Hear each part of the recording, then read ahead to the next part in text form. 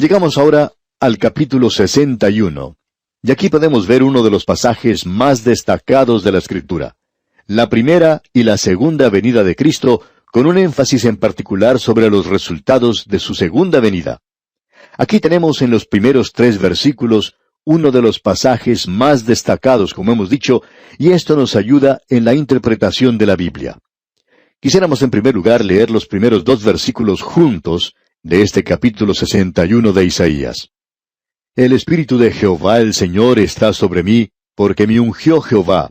Me ha enviado a predicar buenas nuevas a los abatidos, a vendar a los quebrantados de corazón, a publicar libertad a los cautivos, y a los presos apertura de la cárcel, a proclamar el año de la buena voluntad de Jehová, y el día de venganza del Dios nuestro, a consolar a todos los enlutados. Aquí se nos presenta un sistema de interpretación bíblica. Cuando leemos esto, sin saberlo, no estamos seguros de lo que Isaías está hablando. Él dice simplemente, el Espíritu de Jehová el Señor está sobre mí. Ahora, ¿nos habla esto de la primera o de la segunda venida de Cristo, si esto se está refiriendo a Él? Bueno, tenemos ahora la interpretación de Dios. Tenemos un relato en el capítulo 4 del Evangelio según San Lucas, donde el mismo Señor Jesucristo entra a la sinagoga en la ciudad de Nazaret, y leemos en los versículos 16 al 19, «Vino a Nazaret, donde se había criado, y en el día de reposo entró a la sinagoga, conforme a su costumbre, y se levantó a leer. Y se le dio el libro del profeta Isaías, y habiendo abierto el libro, halló el lugar donde estaba escrito, El Espíritu del Señor está sobre mí, por cuanto me ha ungido para dar buenas nuevas a los pobres. Me ha enviado a sanar a los quebrantados de corazón, a pregonar libertad a los cautivos y vista a los ciegos, a poner en libertad a los oprimidos, a predicar el año agradable del Señor». Bien, amigo oyente, ¿por qué el Señor Jesucristo no continuó leyendo? ¿Por qué hizo esta interrupción en la mitad de la lectura? Él no leyó, «y el día de la venganza del Dios nuestro». ¿Por qué no predicó eso? Porque podemos notar que Él cerró el libro. Ese fue un acto deliberado de parte de nuestro Señor. Él entregó el libro de nuevo al ministro y se sentó. Y los ojos de todos en la sinagoga estaban fijos en Él, y comenzó a decirles, «Hoy se ha cumplido esta escritura delante de vosotros». Todo eso ya había sido cumplido. Esa fue la primera venida de Cristo. Sin embargo, Isaías no incluyó la segunda venida de Cristo. Él no hizo ninguna diferencia. El Señor Jesucristo hizo la diferencia. Y esa pequeña «y» separa la primera de la segunda venida de Cristo. Es decir, que esa pequeña «y», esa pequeña conjunción «y» que tenemos allí, ha durado ya más de 2000 años. Esto nos da un sistema de interpretación bíblica, y nosotros vamos a ilustrar esto en nuestro próximo programa en forma muy directa, porque este es uno de los pasajes más importantes y naturalmente nos da un sistema de interpretación bíblica. O como dicen los teólogos, aquí tenemos la hermenéutica. Usted puede llamarle como quiera, pero esta es una palanca tremenda que nos ayuda a abrir la palabra de Dios y comprender muchas de las cosas que Él nos ha dicho. Ah, amigo oyente, estos pasajes prácticamente olvidados de la Escritura. Es nuestra oración que el Señor siga bendiciendo su vida mediante este estudio bíblico. En el día de hoy, amigo oyente, nos encontramos en el maravilloso capítulo 61 del libro de Isaías. En nuestro programa anterior pudimos observar uno de los mejores ejemplos de la interpretación de las Escrituras para nosotros. En realidad, aún nos da la interpretación propia de nuestro Señor Jesucristo en cuanto al Antiguo Testamento. Él tomó un pasaje del libro de Isaías cuando se encontraba en la ciudad de Nazaret. Él había ido a la sinagoga y leyó un pasaje del libro de Isaías, el cual se encuentra aquí en el capítulo 61. Él no leyó mucho, pero sí leyó que el Espíritu de Jehová iba a reposar sobre uno, y que él había sido ungido para predicar las buenas nuevas a los humildes o a los abatidos, a vendar a los quebrantados de corazón, a publicar la libertad a los cautivos, es decir, a aquellos oprimidos por el pecado, y a los presos, apertura de la cárcel. Y ese nuevamente es el ministerio del Señor Jesucristo. Por su redención, Él puede tomar a un drogadicto en el día de hoy y librarle de esa terrible cárcel de la droga en la cual se encuentra. Nosotros recibimos literalmente cientos de cartas de personas que nos dicen que escuchan la palabra de Dios y creen en ella y se vuelven a Cristo y Él los libera. Ellos creen en el poder de la palabra de Dios. Ahora, en ese pasaje, él también leyó en la primera parte del versículo 2, a proclamar el año de la buena voluntad de Jehová. Cuando el Señor Jesucristo llegó a este punto en su lectura en el libro de Isaías, él cerró el libro y lo entregó nuevamente al ministro, y luego él se sentó. Los ojos de aquellos que estaban en la sinagoga estaban puestos en él, y luego él hizo una declaración para iluminarlos, para aclarar lo que estaba haciendo, y él comenzó diciéndoles, en este día se ha cumplido esta escritura en vuestros oídos. Eso lo leímos en nuestro programa anterior allá en el capítulo 4 del Evangelio según San Lucas, versículos 16 al 21. Al observar este capítulo 61 de Isaías, podemos darnos cuenta que él interrumpió su lectura antes de finalizar esa frase, porque eso de proclamar el año de la buena voluntad de Jehová es solo el comienzo de esa frase. Porque luego sigue diciendo, y el día de venganza del Dios nuestro, a consolar a todos los enlutados. Ahora, ¿por qué interrumpió su lectura allí el Señor? Bueno, porque aquí en este pasaje de las Escrituras tenemos la primera y la segunda venida del Señor Jesucristo. Y eso es exactamente lo que el apóstol Pedro dijo allá en su primera epístola, capítulo 1, versículos 10 y 11. Él dijo, los profetas que profetizaron de la gracia destinada a vosotros inquirieron y diligentemente indagaron acerca de esta salvación, escudriñando qué persona y qué tiempo indicaba el Espíritu de Cristo que estaba en ellos, el cual anunciaba de antemano los sufrimientos de Cristo y las glorias que vendrían tras ellos. Pedro está diciendo que los profetas hablaron de los sufrimientos de Cristo y también de la gloria de Cristo. Eso lo tenemos en Isaías. Tenemos eso en la primera sección y en la segunda sección. Pero amigo oyente, aquí lo tenemos todo en un versículo. ¿Cómo es que podemos hacer esa diferencia? Bien, el Señor Jesucristo lo hizo aquí por nosotros, y entonces no tenemos ningún problema aquí. Pero necesitamos reconocer que los profetas observaban esto como si la primera venida y la segunda venida de Cristo fueran una sola cosa, ya que ellos lo veían todo junto. Ellos en realidad no podían separar o hacer una diferencia entre estas dos cosas. Quizá podemos ilustrar esto con una sencilla referencia a las montañas. Cuando uno observa las montañas a la distancia, parece que fueran solo una sola masa. Pero cuando uno se acerca más a la montaña, puede comenzar a distinguir que hay diferentes picos y que uno puede pasar en medio de ellos. Ya no son una sola cosa, sino que uno puede notar que son dos o más cosas. Al acercarnos a la montaña, podemos ver que son muchos los kilómetros que separan a un pico del otro. Pero uno tiene que estar en la montaña para poder notar la diferencia. Podríamos decir entonces que el profeta Isaías está observando esto que ocurriría en el futuro. Él vio la primera venida de Cristo, él vio la segunda venida de Cristo también, y aparentemente el profeta Isaías estaba aquí un poquito confuso.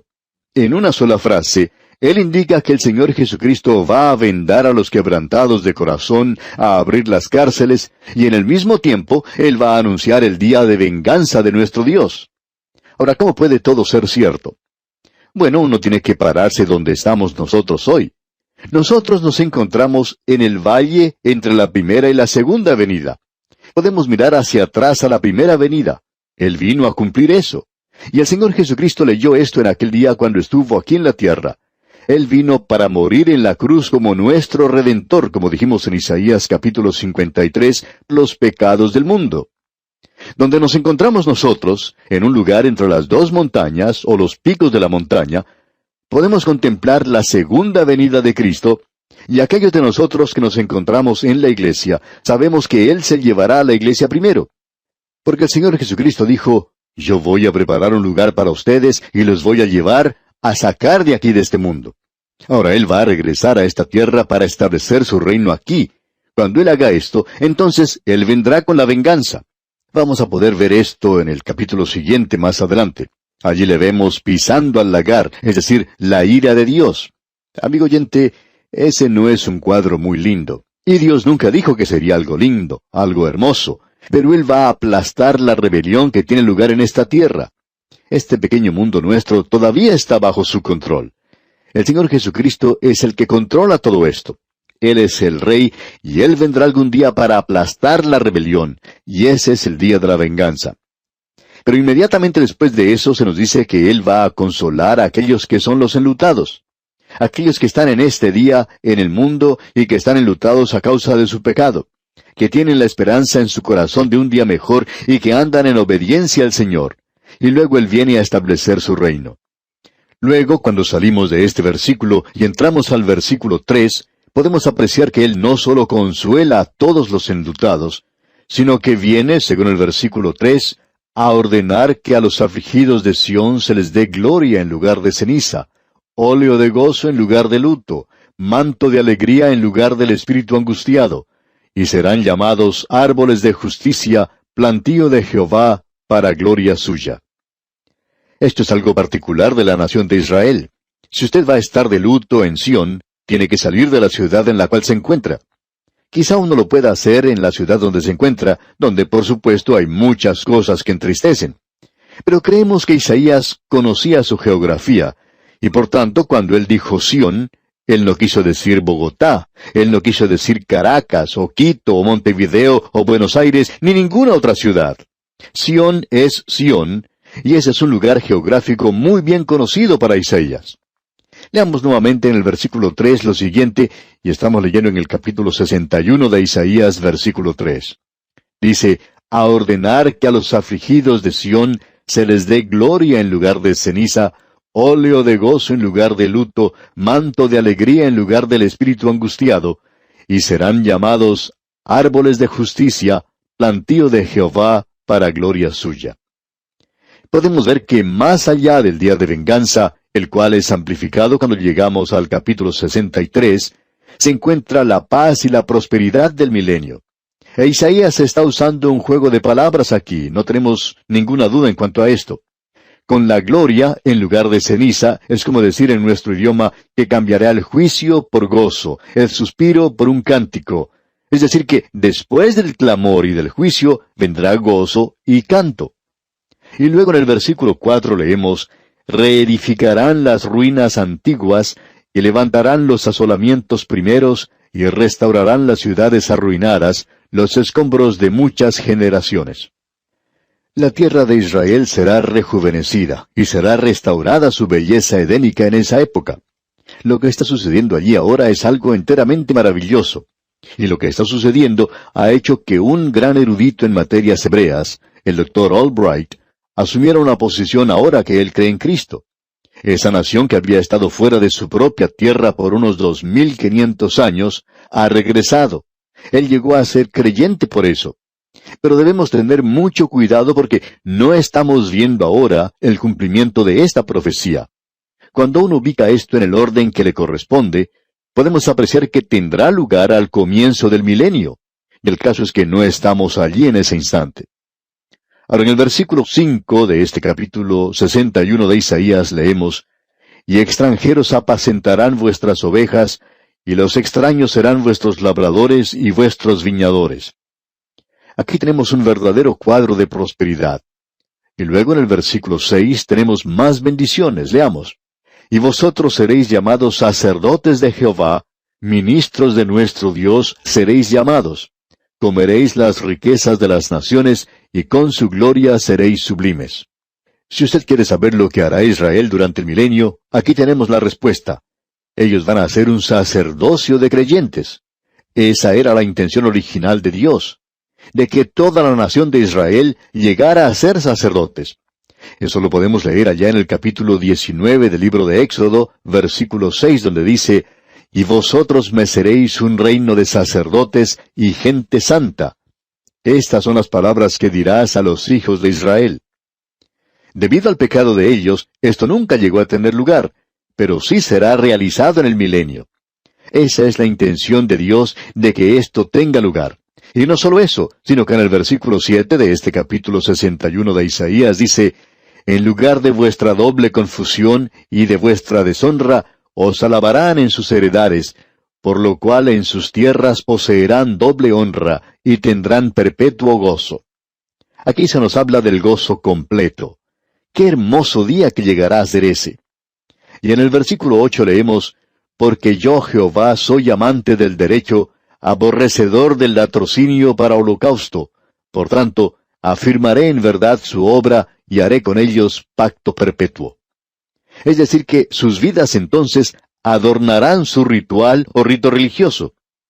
Usted recuerda que hemos estado observando pasajes en las Escrituras donde ellos estaban pasando a través de ritos nada más, y el Señor los había condenado a ellos por eso, porque su corazón estaba lejos de todo esto, o sea, estaba alejado de Él. Y luego se nos dice en el versículo 9, y la descendencia de ellos será conocida entre las naciones, y sus renuevos en medio de los pueblos. Todos los que los vieren reconocerán que son linaje bendito de Jehová. Es decir que el antisemitismo llegará a su fin, y el prosemitismo estará aquí sobre la tierra, y ellos serán testigos genuinos de Dios. No creemos que lo sean en la hora presente. No creemos que la Iglesia en el día de hoy esté cumpliendo con aquello que puede hacer. Creemos que estamos siguiendo el programa de Dios y está dando resultado, pero notemos que Él dice, llegará el día cuando tendremos la apariencia de la piedad, pero se negará el poder de ella. Vemos ahora, en la tercera sección, que existe una diferencia verdadera entre la primera y la segunda venida de Cristo, como se presentó aquí, y que el Señor presentó esta diferencia en los primeros 3 versículos.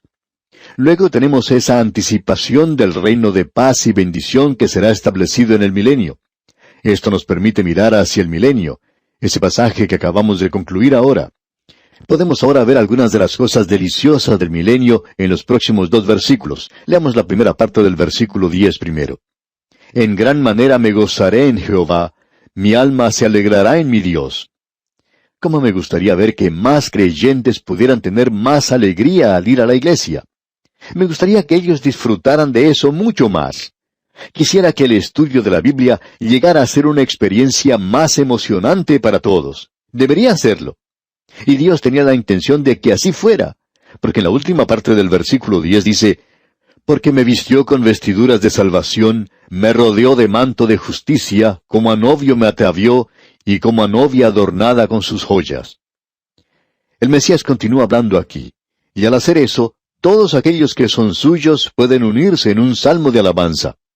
Dice aquí el versículo 10, en su primera parte, en gran manera me gozaré en Jehová, mi alma se alegrará en mi Dios. El problema, amigo oyente, hoy es que hay muchos creyentes que no pueden regocijarse en el Señor.